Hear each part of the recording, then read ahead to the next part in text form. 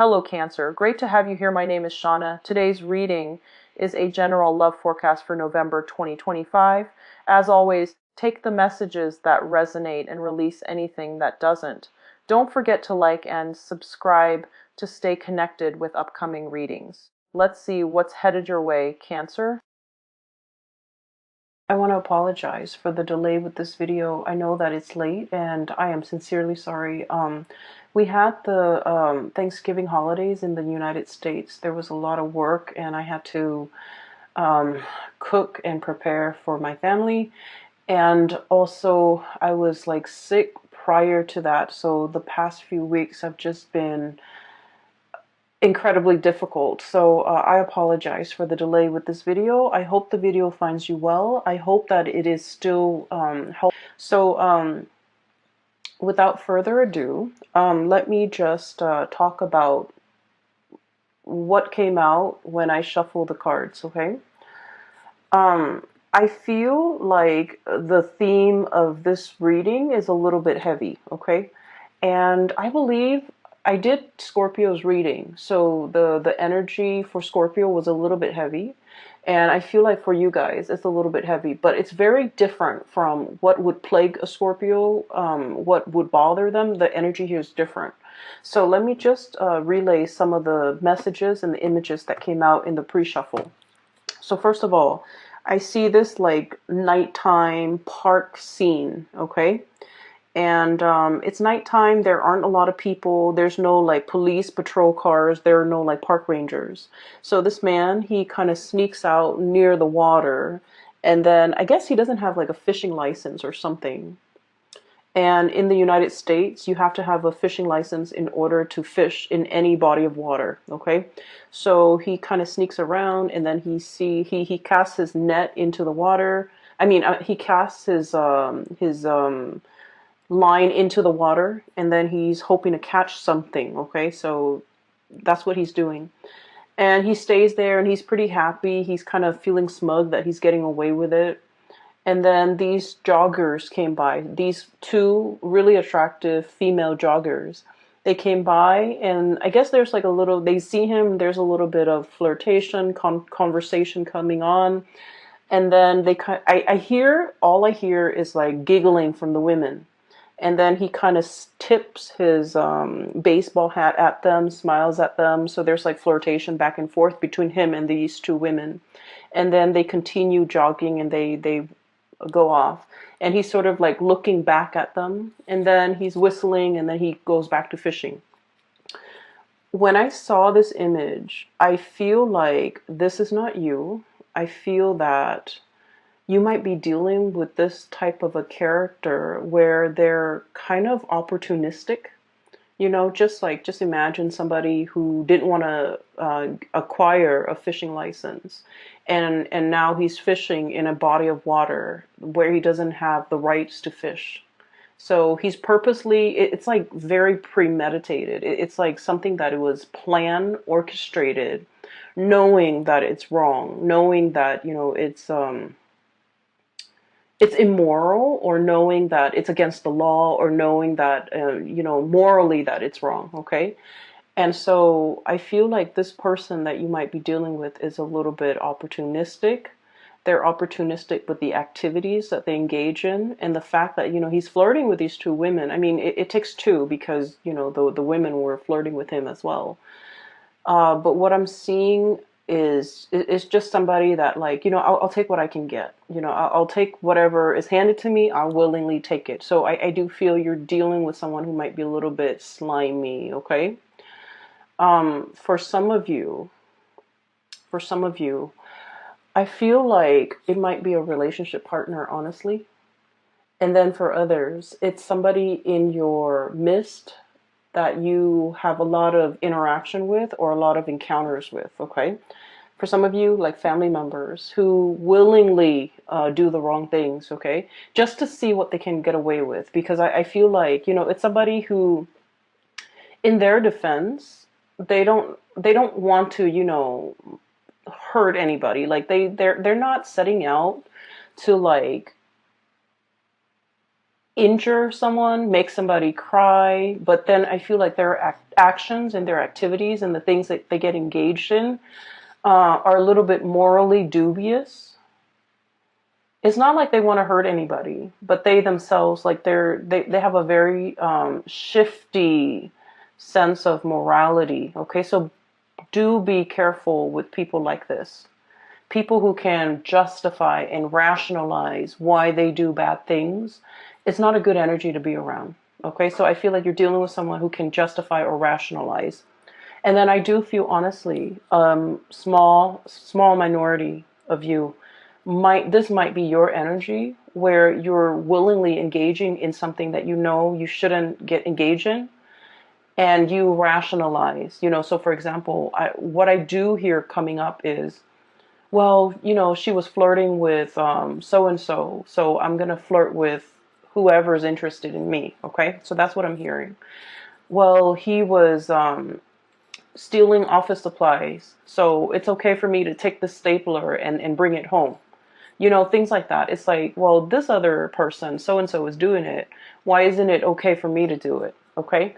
The thing is, you have to know yourself, and you have to know where your moral compass lies, and you have to, like what other people do should not dictate what you do. Okay.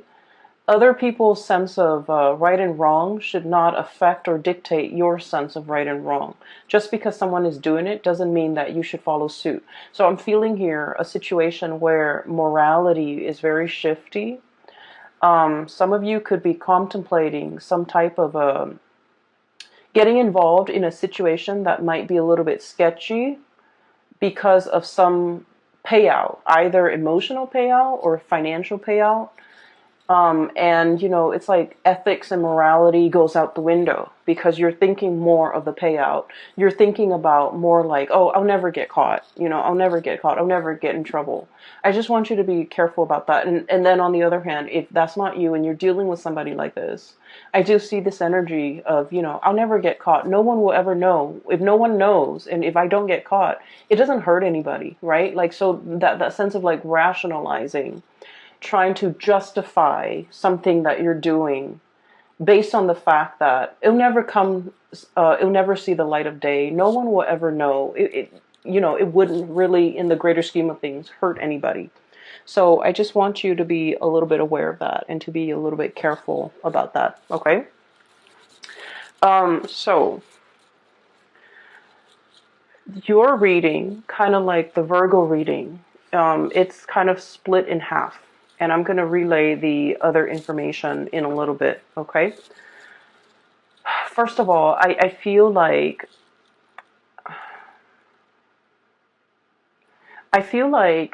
there's a person and you're constantly, looking at what they're doing. You could be checking up on them. You could be, either physically checking up on them or through social media, or through some type of a distance, like texting back and forth, checking up on them through instant messaging. There's something here where you're just like wondering what this person is up to. And the person seems a little bit sneaky. 8 of Pentacles, okay? Look at that fox, okay? Doesn't that scream out to you like, I'm doing something shady over here, I'm turning my back, and no one will see. So it seems a little bit sketch. So I feel like you're dealing with someone, possibly, could be in your work environment. They could be like a subordinate where you're managing and you're overlooking and overseeing the things that they're doing. And you feel like your intuition is so sharp, and you feel like they're up to something that is not good for themselves or not good for the organization as a whole. And you're gathering evidence, or you're trying to gather information. I feel like you, honestly, you give people the benefit of the doubt, okay? It's not like you're out there suspicious of everybody. I feel like you're not suspicious, but you feel your intuition is really nudging you, and it's telling you something's up. This person might be omitting information, when I said omitting information, I feel like, for example, you ask them like, hey, what did you do today? They might, for example, cut class or cut school or not gone to work, and they would tell you, oh, I was at school or I was at work. Okay, or they might like omit information. So for example, if they went somewhere where they're not supposed to, they would like say like, oh yeah, I was at school, which they were, and then omit the things that they don't want you to know. So it's somebody who's purposely lying, evasive, or like they're lying by omission, which people say it's a lesser offense, lying by omission, not giving the whole truth. But the reality is there's something evasive and slippery and slimy about this person. We have the moon here, and the moon is notorious for confusion, okay? Somebody who's purposely like either giving you, either hiding the truth, lying by omission, or giving you so much information where you get confused. So the interaction between you and this person gets more and more confusing the more questions that you ask, because they know how to spin out a web of lies, and they know how to cover the evidence. They know how to, what I'm seeing is I see somebody walking over snow or sand or something that sinks, and it leaves their footprint, right? And then they get like a branch off a tree, or like a little thing off a tree, and then they wipe away their footprint. Somebody who's covering their tracks, somebody who's like adept at, concealing information, covering their tracks, getting rid of evidence. And I feel like your spidey senses are picking up this information from this person. You want to give them the benefit of the doubt, but your intuition is pretty much screaming out, they're up to something, they're doing something. They're covering their tracks. They're very good. It's like the escape artist, someone who's very, very good at getting themselves out of sticky situations, okay?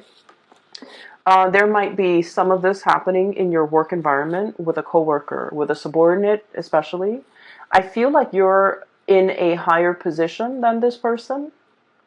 And so you're kind of keeping an eye on them, okay? So we have here the Hermit and the Eight of Pentacles. Literally seeing and knowing and keeping an eye out on this person to make sure, because your senses are telling you something is up. And it's associated here with the Knight of Wands. And the Knight of Wands usually is a situation where we like a person, okay? They're someone who's very popular, someone who's very well liked, someone who's quite attractive and just charming, and it's like the guy in the office that knows everybody's names, that can chat up anybody, that seems very like likable. So I feel like you don't have any, bad track record with this person. They haven't done anything in your eyes to warrant suspicion or hatred, or and so you want to give this person the benefit of the doubt. I also feel like you might be quite attracted to this person. You might like them quite a bit. You might have feelings for them. You might, carry a torch for them. You might just like them. And so all of this is coming in a very unexpected way, okay? Where your intuition is telling you something, and you're trying to prove your intuition wrong even, because you have a soft spot for this person, okay? What I'm seeing with the Moon card, the Knight of Wands is like really strong passion, and the Moon card is like an emotional connection. For some of you, I feel like you might be in a relationship with this person, and you might sense that they're either withdrawing, they're up to something. They might resort to a lot of like attention seeking, okay? They might be like, if you guys have had, your ups and downs, they might like flirt with other people, talk to other people just to make you jealous, okay? And I don't like saying this information. I don't like to, relay information related to relationships, because like we always know whether or not our relationship partner is faithful or truthful or otherwise. We always know. Our intuition is never wrong. Whether or not we are able to admit that to ourselves, that's another story. But I do feel this is not coming in as news to you guys, because you might have inkling.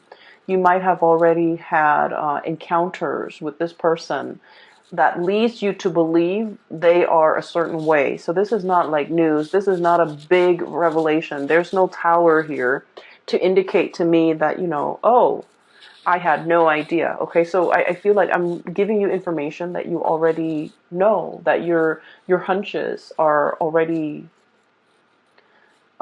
correct about. So I feel like there's somebody who might not be getting enough attention, and they're doing a lot of attention seeking.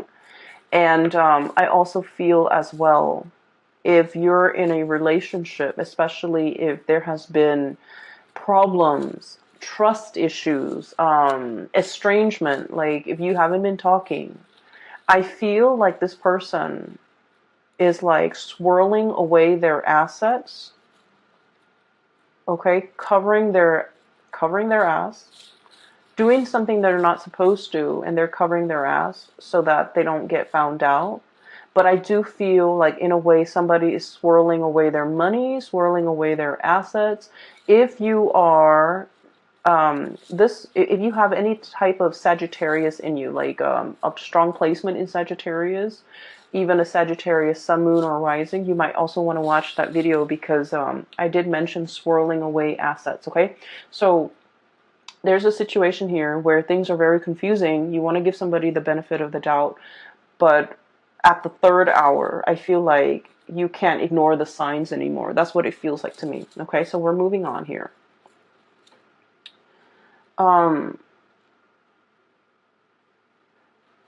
So that's what I'm sensing. What we have here is the Five of Swords. And the Five of Swords, this is a really troublesome card, because it usually indicates like a very cutthroat person. A situation where it's like we're not interested in the truth. We're trying to prove ourselves right. It's a situation where winner takes all. Okay, it's like leaving your opponent destroyed, not giving them any leg to stand on, like wanting to decimate the opponent. It's a situation where no good can come out of it. So there's a lot of bickering. There's a lot of clucking. There's a lot of like mindless back and forth, and at the end of the day, it doesn't really absolve anyone. It doesn't really resolve conflict. It doesn't really lead to anything. Okay.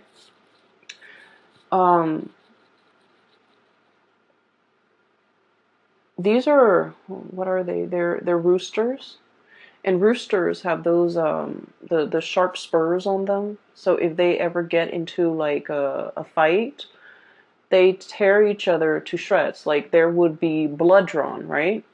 And so that's what I feel like. It's like wanting to draw blood, wanting to argue just to be right, just to be proven right, just to, put down the other person. So I feel like there might have been a situation here where there's a lot of conflict, where there's lack of resolution, where the two of you might be estranged or might not want to communicate with each other, because every time you communicate, it leads to conflict. Like there's just like a lot of the times, couples or people can be very civil with one another. We can agree to disagree. We don't like each other, but we can remain, civil. But I feel like in this situation, that's out the door. That's no longer an option, because there's a lot of distrust. There's a lot of like not liking one another, and there's just a lot of like spying and trying to get to the bottom of things, knowing the other person's up to something and trying to call them out on it, trying to get evidence, trying to catch them in the act. So I do feel this energy here. That's not healthy. Okay. I would say whatever it is that you're looking for, it is going to come out to the surface. Whatever your hunches have been, telling you, whatever your intuition has been warning you about, I feel like there's going to be some truth, some information, some clarity coming to the surface, where you look at the information that's given to you and you're just like, I knew it all along. So once again, this is not something new. This is just confirmation. And it's coming out here, King of Swords, communication, news, information, okay? And the sword energy deals with information. It deals with revelation. And with this big sword, it's like cutting through the confusion, getting straight at the facts. For some of you, there might have been an air sign, Aquarius, Gemini, and Libra, that you might have been in a lot of conflict with. I feel like a part of you really wants to salvage this relationship. A lot of you want to arrive at a truce with this person. A lot of you just want to, smooth things out. Okay, you guys are not like conflict and ego-driven people. You guys are like the lovers of the zodiac, of all the 12 signs. You guys are like the lovers, the peacemaker, the caretaker, the nurturer. And so you don't want to be in a situation where you have to have your guard up, where you're constantly hypervigilant, where you're constantly, operating on adrenaline. You don't like to be in that state. You like peace and harmony with your relationships. And I feel like time and time again, this person, I feel like they're a little bit more conflict driven. I feel like there's somebody here who takes things out of context. It's like, why are you twisting my words? Why are you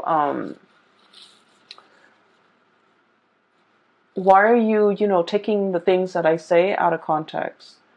Why are you purposely misinterpreting what I'm saying? So it's somebody who's, I feel a certain degree of somebody has been very hurt and they're on the defense. And so whenever the two of you communicate, things can be taken out of context. Things can be misinterpreted purposely and distorted because both parties feel very hurt. Okay, so it's a situation here. I feel like there's going to be some type of information, some type of truth, as well as some healing that can come out of this. We have here the Star. Okay, so I don't feel like it's a situation where it can't be fixed. But in this situation, somebody needs to kind of like step up, be the bigger person, and apologize. Okay? So that's what I'm feeling here. Give me 1 second. I'm just going to see, if it can be salvaged. Is it worth salvaging? Is there still like love and that emotional connection that can be salvaged here?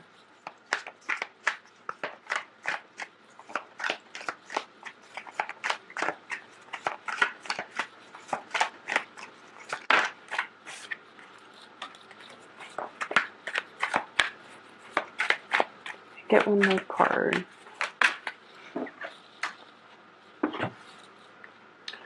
So, if this situation can be healed from, can it be salvaged?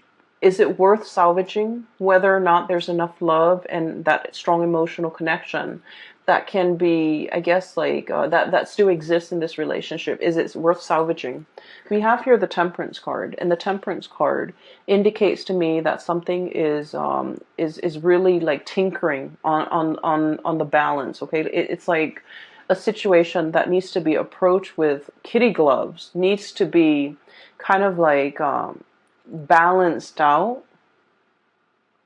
And without the temperance, without the patience and the love and the nurturing, I feel like it can go astray. So I do see this might be kind of like a turning point in this relationship. And then we have the Page of Pentacles, which indicates to me that both parties might be putting very little effort in this relationship because they don't see the longevity in it anymore. There might also be a lot of arguments over spending, a lot of arguments over finances, over spending, over you know, who's contributing what in this relationship, okay? There might have been one person who's creating, you know, who's generating the money, and then the other person is like the spender. So I definitely feel a situation where things are not balanced, where finances and talks about finances get very hazy and very fuzzy, where somebody is not forthright and you know, truthful with you as to, you know, how much money they have squared away. And then I also feel with this combination with the Temperance card and the Page of Pentacles card, um, unfortunately, I just keep seeing as if somebody might be flirting, giving their pentacles away, giving their time and their energy elsewhere. Okay? So I need you to just be a little bit careful about that. Once again, this is not news to you. If your hunches, if your intuition has been telling you these things, I feel like you're getting some type of confirmation, because somebody is like, I'm seeing somebody checking their iPhone, and then as soon as other people come by, like it could be anybody, they kind of close out their browser. That's what it feels like to me. Like somebody's doing something they're not supposed to, and there's a lot of excuses. There's a lot of confusion. There's a lot of like it's like outmaneuvering, not being able to corner someone, outmaneuvering someone who's very slippery and sly, and you know, it's not a good energy for you to be in. Okay. Um, what I do see here is I feel like I feel a lot of you you're hanging on to, okay? And let me just shift this way here, because I mentioned that the reading is kind of split up. This is one issue that you're dealing with. Here's another thing that you're dealing with. For those of you who have ever read that book, The Scarlet Letter by Nathaniel Hawthorne, it's like a high school reading type of a book. So basically, it's about this woman, and this is like back in the days. Um, she committed adultery, and she got found out, and she lives in this very small community. And so her punishment at the time was they sew a giant letter A for adultery, and they force her to wear it on her chest so that everyone in the community can see. So it's sort of like, you know, a shaming mechanism to get people to behave the right way. And they did this because they found out she is not married, but she's pregnant. So they put an A on her chest, and she has to walk around with it. And then I think occasionally, every week or so, she has to come to the town square, and then she has to subject herself to like the stocks, the gallows, you know, where you put your head and your hand into this thing, and you're stuck there for a certain amount of time. And then at the end of the day, she goes back home. So it's like a public shaming, or some type of a shaming mechanism. Where was I going with this? Okay, so that's the premise of the story. What I'm seeing is a little bit different, but I do see, and in the book, the letter, it starts to burn. Okay, like it takes on a life of its own. It's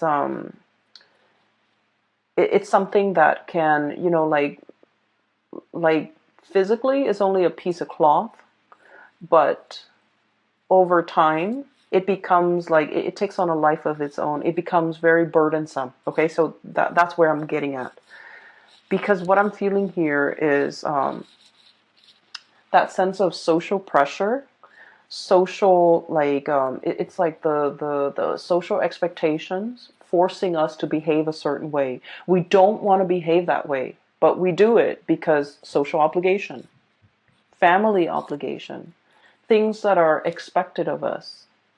You know, not wanting to be shamed, not wanting to be ostracized, not wanting to do anything to upset the apple cart, to do anything to kind of like, to not wanting to do anything to set ourselves apart from the crowd, okay? So I feel like there's something here about conformity. doing something because it's expected of you, not because you want to. And then over time, it becomes a very huge burden on you. I have here the Hierophant, which is about, order, tradition, doing things by the book, wanting to, be straight laced. Like the social pressure the social pressure is so prominent that you would do anything to kind of like succumb to it. Okay. And then over time, it becomes here the Ten of Wands, which is a very, very big burden for you to bear. And that's what I was seeing with that Scarlet Letter. It becomes a controlling mechanism. It becomes sort of like its own entity where physically it's just a piece of cloth, but it has the social stigma. It has like all of these things. So honestly, for some of you, I feel here about, shame or feeling this sense of like, I don't want to get a divorce because, it's shameful. It's shameful to my household. It's shameful to my family. What are people going to say? What am I going to tell people? Well, it doesn't matter. Okay. You have to weigh out the option, is it better for me to be free? Am I going to be happier? Or will I be happier with this relationship that's kind of like at a dead end? So I feel like there's this sense of social expectation or stigma that you're not willing to face, and it's keeping you stuck in a situation that you're not happy with. And then I also feel like, some of you are thinking about the children, the social stigma with the children. What are they going to tell their friends? What are they going to tell their peers? So like these decisions that you're grappling with, I feel like these are personal choices. These are personal issues that really should not involve anybody else. But I feel like you're not making this decision in a vacuum. You're thinking, expanding further and further. What's my family going to think? What are my friends going to think? What's the greater society going to think? And honestly, their inputs don't really matter, okay, at the end of the day. Because what I always believe is that people are really self-absorbed by nature. If it doesn't really involve them, they don't really give it the time of day, okay? So they might be sad that like, oh, you're getting divorced, what's going on? Tell me about it. And then out of sight, out of mind. Okay. And it has nothing to do with just being, self-centered. It has nothing to do with that. But it's just like in our minds, a lot of the times things become a lot bigger than they are because it involves us. We're at the epicenter of it, right? But the other person is not. So then it's going to be out of sight, out of mind. So you need to make this decision and do what's best for you and drown out the noise and drown out the stigma, drown out whatever is associated with it. Okay? Because I feel like it's preventing you from making a really big decision that would be so much better for you. And then I'm also feeling as well, there is a situation where you or somebody that you're dealing with is holding on to it very, very tightly. Okay, it's like pinching at something, grasping and clutching something and not willing to let it go. For some of you, this could be like an ideology. For others, this could be like a relationship partner. And I keep seeing this, romanticized vision of what a relationship is. Like, like the partner does this and then I do this and then, we'll live happily ever after. And I feel like that notion of what each person is supposed to do might have been thwarted, might have been shattered because the other person is not contributing to it, okay? The other person is doing their part, but they're not contributing to your ideal version of what they're supposed to do. So I feel like there's a mismatch here in expectations, and as a result of it, you feel a little bit like shortchanged by this person. It's like, I didn't sign up for this, things like that. And then I also feel like I'm seeing someone who is really, really stubborn, who wants to have their way, who refuses to budge, who refuses to compromise. And I feel like this feedback loop between the two of you, where it's like you refuse to compromise here, so I'm refusing to compromise here. Tit for tat. Okay? And it's showing up here. We have here the High Priestess clutching to something, even though we know better. And then this Five of Swords, you know, the clucking, the mindless arguments and the banter and the situation that really doesn't add anything to an existing conflict. So that's what I'm seeing here. And I apologize, Cancers, that the reading is this way. You have some really good cards that are coming here, so bear with me. What I'm seeing as well is one of the things that can, you know, really help us kind of like loosen up and focus more on the solution rather than the problem. For some of you, you might be dealing with somebody that exhibits all of these symptoms I told you about. And it's really frustrating because you want to compromise. You're the peacemaker, you're the lover, you're the nurturer, right? So you're encountering opposition from this person. And it's becoming very, very difficult. And so I feel like you have to detach yourself a little bit. And what exactly does that mean? Well, what it means for a water sign when you detach is, you know, not get emotionally riled up with this person. Not become emotionally affected. Whatever they do, don't let it emotionally affect you. So rationalize, I guess, like their actions, okay? Like tell yourself, oh, they do this with everybody. It's not just me that they behave this way with. And honest to God, it's not just you that they are this way with. They're like this with everybody. They might have a habit of sabotaging their significant relationships, you know, their family relationships, their deep friendships. You might want to think about, you know, look at this person. Do they have a close group of friends that they confide in? Do they take time for their family? I feel like the answer is no. I feel like you're dealing with someone who's like me, and who might also not have these emotional connections with other people. And so everything that they're doing is not personal. It's not personal, okay? And then on the other hand, I also feel like a situation where both people argue because they want to be right. I also see somebody who's a little bit shifty when it comes to swirling away their assets, hiding their money, not wanting to give somebody a dime, not wanting to, you know, to suffer the financial losses in the case of a separation, for example. They're paranoid. They're operating from a space of lack. So you might have to understand, you know, all the things that they've been through that have made them like this. So I feel like, you know, they might be just a product of their environment. So don't take things personally, okay? And I know it's easier said than done, but I feel like it's a situation where it doesn't bring you any peace of mind if you continue to dwell on this and if you continue to get yourself emotionally wrapped up or worked up in this situation, okay? Because I feel like the burden is heavy. And then I also feel like you're dealing with someone who's shifty. Okay, it's like that see-through, if I don't know if you can see that see-through sword, hiding behind the sword.